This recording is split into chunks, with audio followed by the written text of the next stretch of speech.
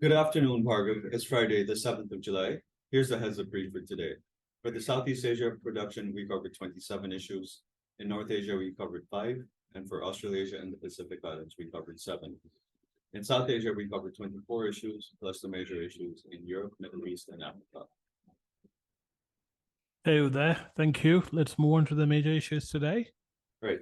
In Indonesia, PT Freeport Indonesia is facing overcapacity at its storage facilities in Papua. This is as it awaits a government permit to continue exporting its copper materials.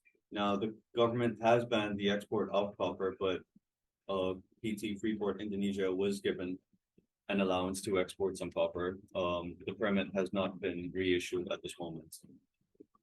All right, there we need to focus on this and monitor quite closely.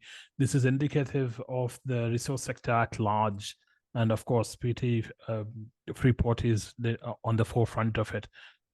Yep, we'll keep an eye out on this closely. In Malaysia, law enforcement personnel have identified 2 potential hotspots for violence during the upcoming state elections in Penang on the 12th of August. They will increase security there and surveillance. All right, Malaysia has a very matured bureaucratic as well as law enforcement mechanisms in place. We'll monitor this. Hopefully, nothing untoward does turn up. Yep. And in Thailand, the Speaker of the House said in the event that the Move Forward Party leader is unable to secure the position of the Prime Minister during the initial vote on the 13th of July, the second round of voting will take place on the 19th of July. All right, that's interesting. Thank you. Moving over to South Asia, in Pakistan, the Federal Minister for Law and Justice announced that the National Assembly will be dissolved by the 13th of August. If it's dissolved as scheduled, general elections will be held in October.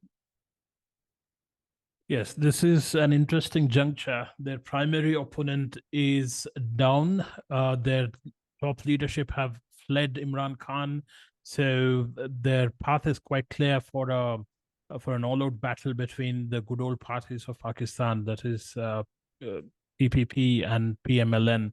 Now, there's also a specter of hope for Nawaz Sharif to come back into political scene, and how that ends up in terms of leadership within PMLN is a big question mark as well. Will Shahbaz Sharif step down and let his elder brother take over, or will Nawaz control everything from the shadows?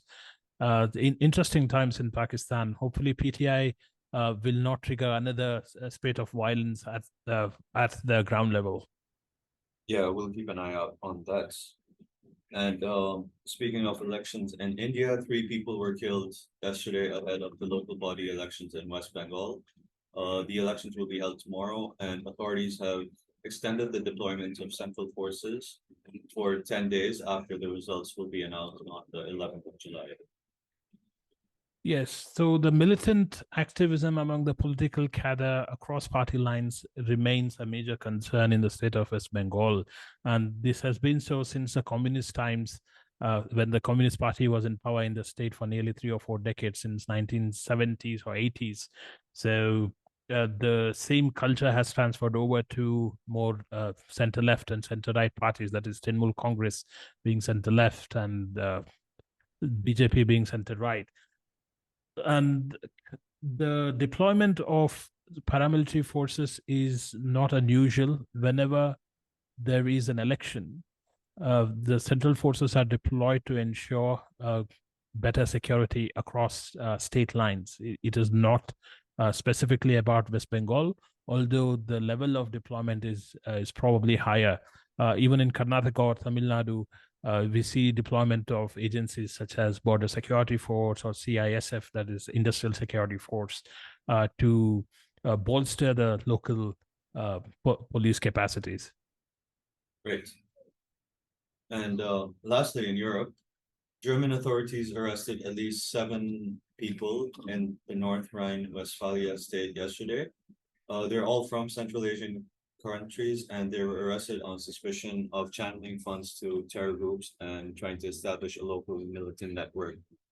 Some of the suspects were allegedly linked to the Islamic State. All right, that's interesting. That we'll have to monitor both right wing as well as Islamist terror in Europe. There seems to be quite a few developments happening on that front. Right. We'll keep an eye out on that. That's the heads up brief for today. Anything else from you? Nothing else from my end there. Thank you.